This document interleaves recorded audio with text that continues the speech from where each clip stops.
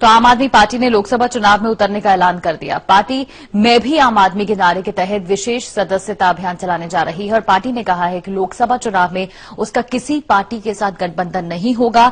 और वहीं बीजेपी ने आम आदमी पार्टी को कांग्रेस का मोहरा बताया है।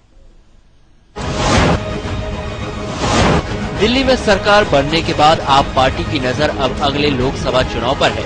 आम आदमी पार्टी की राष्ट्रीय कार्यकारिणी की 2 दिनों की बैठक में चुनाव रणनीति पर काफी गंभीरता से विचार विमर्श किया गया। पार्टी की तरफ से योगेंद्र यादव ने मीडिया के सामने आकर यह ऐलान किया कि अगले 10 से 15 दिनों में उम्मीदवारों की पहली सूची जारी की जा सकती है और 15 फरवरी तक पार्टी अपने उम्मीदवारों की सूची जारी कर देगी। आम आदमी पार्टी बड़े पैमाने पर देश के ज्यादातर राज्यों में एक बड़ी मात्रा पर में सीटें लड़ेगी। सीटों की संख्या अभी तय नहीं की गई है, केवल इसके गाइडलाइंस बनाए गए हैं कि हमारी सांगठनिक तैयारी हो वहां लड़ने की। पार्टी ने हरियाणा में विधानसभा चुनाव लड़ने का भी ऐलान किया है। साथ ही कहा है कि लोकसभा चुनाव में ज्यादा राज्यों में ज्यादा से ज्यादा सीटों पर उनके उम्मीदवार चुनाव लड़ेंगे। पार्टी ने लोकसभा चुनाव में किसी से गठबंधन नहीं करने की बात कही है।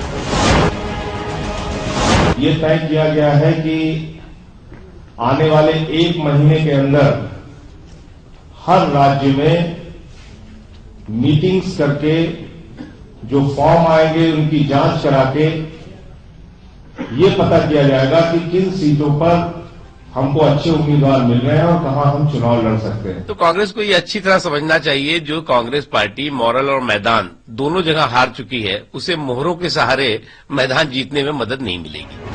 गौरतलब है कि कांग्रेस और बीजेपी आम आदमी पार्टी पर राष्ट्रीय नीतियों को लेकर सवाल उठाती रही है, लेकिन बैठक के बाद आम आदमी पार्टी ने साफ किया कि इन सभी मुद्दों को ध्यान में रखते हुए लोकसभा चुनाव के लिए घोषणा पत्र तैयार किया जा रहा है। आम आदमी पार्टी का शीर्ष नेतृत्व इस बात से उत्साहित है कि उनकी पार्टी को देश में कई हिस्सों में अच्छा रिस्पांस मिल रहा है, लेकिन सवाल है कि दिल्ली में कुछ ही दिनों के भीतर आम आदमी पार्टी के कुछ मंत्रियों का जो बदला हुआ रुतबा दिखाई दिया, क्या उसके बाद भी लोगों में इस पार्टी पर भरोसा बढ़ेगा? दरअसल आम आदमी पार्टी की राष्ट्रीय कार्यकारिणी को यह तय करने में मुश्किलात पेश आई कि वो लोकसभा चुनाव में कितनी सीटों पर अपने उम्मीदवार उतारे। अब इस मुफ्त सदस्यता अभियान के माध्यम से पार्टी की कोशिश उस उत्साह को मापने की है जो इन दिनों उसे देश भर के अलग हिस्सों से मिल रहा है। और अब इसी आधार पर पार्टी यह तय करेगी कि लोकसभा चुनाव में वो कितनी सीटों पर अपने उम्मीदवार उतारे। इस समय दिल्ली से प्रेम रंजन और कैमरामैन रमेश राय के साथ आशुतोष भाटिया।